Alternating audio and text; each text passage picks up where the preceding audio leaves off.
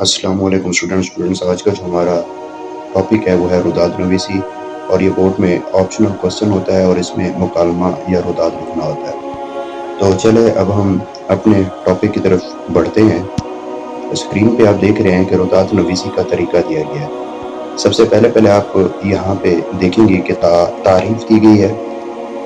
रुदाद की जो तारीफ होती है, किसी आंखों देखा हाल को खुद बयान करना रुदाद कहलाता है। आप देख रहे हैं कि डेफिनेशन के अंदर मेंशन है कि ये आंखों देखा हाल होता है, यानी लिखने वाला खुद उस जगह पर मौजूद हो और फिर उस वाक़ये को, उन हालात को आप ये समझें कि वो खुद लिखे, यानी खुद उसे इहाता कलम में लाए। तो इस तरह लिखी गई रुदात को हम हालात को या वाक़यात को हम क्या कहते हैं? रुदाद नवीसी कहते हैं। अच्छा, इसके चंद उसूल हैं जो आज हम डिस्कस करेंगे, जो इम्तिहान के हवाले से इंतहाई अहमियत के हामिल हैं। सबसे पहला नुक्ता देखें कि लिखा हुआ है कि किसी तकरीब, मंजर, सफ़र या हादसा का आंखों देखा। इसका मतलब ये है कि आपको तकरीब, मंजर, सफ़र, हादसा यानी 4 अक़साम की रुदात दी जा सकती है। तो ज़्यादातर जो बोर्ड के अंदर रुदात आती है वो तकरीबात के हवाले से आती है, और उन तकरीबात में भी ज़्यादातर आपको स्कूल के अंदर मुनक़दा जो तकरीबात होती हैं उनके मुतल्लिक़ आपसे बोर्ड में सवाल पूछा जाता है। लेकिन ये भी मुमकिन है कि वो आपसे किसी मंजरनामे के ऊपर पूछ ले, सफ़रनामा का पूछ ले, या आपसे किसी हादसे से मुतल्लिक़ रुदात का क्वेश्चन पूछ सकता है, तो आपको उसके ऊपर लिखना होगा।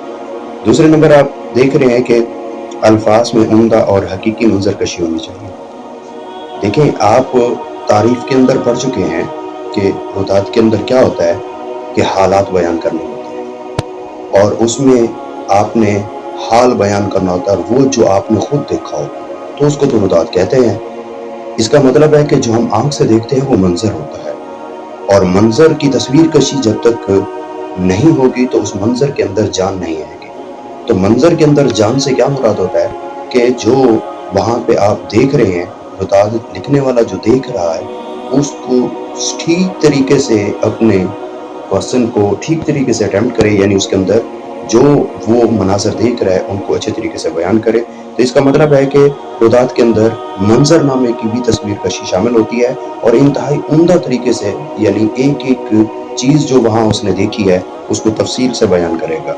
दूसरे नंबर पर यह है कि उम्दा तख़य्युल और गहरा मुशाहदा। बिल्कुल ठीक है कि आप खुद रुदात लिख रहे हैं तो आपको फ़िक्री सतह भी बुलंद रखनी होगी। इसका क्या मतलब है उम्दा तख़य्युल का? यानी कि आप मंजरनामे को बिल्कुल अच्छे तरीके से बयान करेंगे, उसमें आप मिसालें भी देंगे। जैसे एक मिसाल हम ले लेते हैं कि एक तफरीह के ऊपर आप जा रहे हैं, एक टूर हो रहा है और उसकी आप रुदात लिख रहे हैं, और आप लिख रहे हैं कि जी आप शुमाली इलाक़ाजात में जा रहे हैं और रास्ते में एक जगह पर ड्राइवर बस को रोकता है और वो एक स्टेशन है।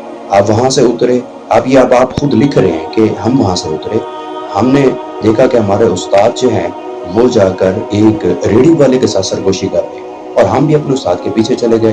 तो मालूम हुआ कि उस्ताद साहब जो हैं वो हम सब के लिए वहाँ से दही वड़े ले रहे हैं। तो आपने जब दही वड़े की प्लेट थामी तो उसमें आपने देखा कि वो बहुत टेस्टी थे।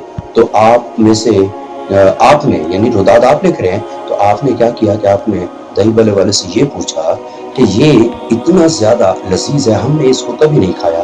तो आगे से रेडी वाले ने कहा कि ये यहाँ की लजीज खानों में से एक खाना है, और ये दही वड़े के हवाले से ये इलाका मशहूर है। तो इसका मतलब है कि आपने ये मंजरकशी की और साथ ही आपने उस इलाके की सकाफत, उसके खानों का भी जिक्र कर दिया। तो इसी तरह से ही आपने मंजरकशी करनी है ताकि रुदात के अंदर जान आ सके, पढ़ने वालों को ये महसूस हो कि वो भी आपके साथ वहाँ पे मौजूद है। तो इसी तरह की जो है वो उम्दा तख़य्युल और मुशाहदे से आप रुदात लिखेंगे, जैसा मैंने आपको मिसाल दी है। आगे बढ़ते हैं कि वाक़यात का फितरी तरतीब से बयान। बिल्कुल, तो इसी तफरीह के हवाले से हम ज़रा देख लेते हैं। तो आप यानी मुकम्मल तौर पर रुदात को आगाज़ से लिखेंगे और कैसे आपने ट्रिप अरेंज किया, और इससे पहले आप बयान करेंगे कि जी कल हमें अचानक से मालूम हुआ, उस्ताद ने हमें आके बताया कि जी हमारा कल ट्रिप जा रहा है, तो आपने ट्रिप का ऐलान भी बताना है। और वहाँ पे बच्चों की कैफियत क्या थी, वो पुरजोश थे, उस्ताद भी पुरजोश थे। तो इस तरह से इस पेपर अगर आप बनाएं फिर उसके बाद आपने ये नहीं कह देना कि हम जो है वो सवात में पहुंच गए हैं। अगला पैराग्राफ, हरगिज़ नहीं। आप सवात में कैसे पहुंचे हैं? आपने पहले गाड़ियों को अरेंज किया है, फिर वहाँ पे स्टूडेंट्स के जमा होने का मंजर है, फिर वहाँ पे गाड़ियों की तादाद भी बतानी होगी कि, और कुछ आपने अपने दोस्तों के साथ ग्रुप बना लिया कि हम इस ग्रुप की सूरत में ये लोग जाएंगे साथ ही, और हर एक ग्रुप का लीडर होगा। यानी इसी तरीके से आपने रुदात को एक तरतीब से लिखना है।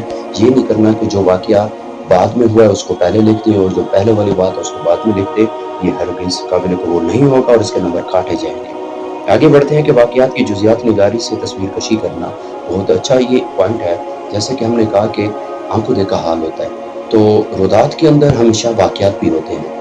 यानी कि आप ये देखें कि आप शुमाली इलाका जात में जा रहे हैं, तो आपने देखा कि एक बस पहाड़ में लगी हुई थी क्योंकि वो पहाड़ी इलाका है।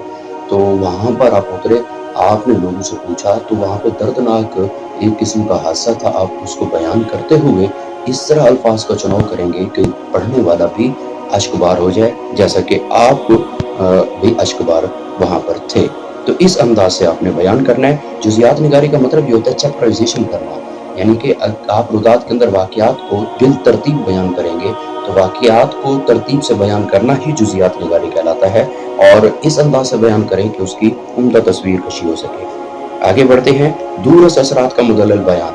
बिल्कुल ठीक है, आपने रुदात के अंदर इस तरीके से रुदात को लिखना है कि पढ़ने वाले के ऊपर बहुत गहरा असर पड़े और ऐसी जो है उसके ऊपर छाप पड़ जाए रुदात की कि वो कई सालों तक आपकी पढ़ी हुई रुदात को याद रखे। इसकी मिसाल ले लेते हैं, जैसे कि अल्लामा इकबाल डे के ऊपर जश्न हुआ है।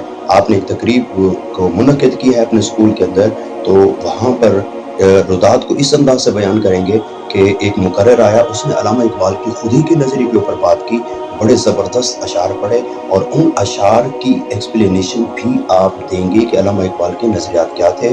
ठीक है, अल्लामा इकबाल ने खुद ही में क्या बयान किया, अल्लामा इकबाल का फ़लसफ़ा क्या था, ताकि पढ़ने वाले को आपकी रुदात पढ़ने से इंफॉर्मेशन मिले और उसके अंदर इस्लाह हो सके, और इस तरह से इस्लाही पहलू भी आपकी रुदात के अंदर शामिल होना चाहिए।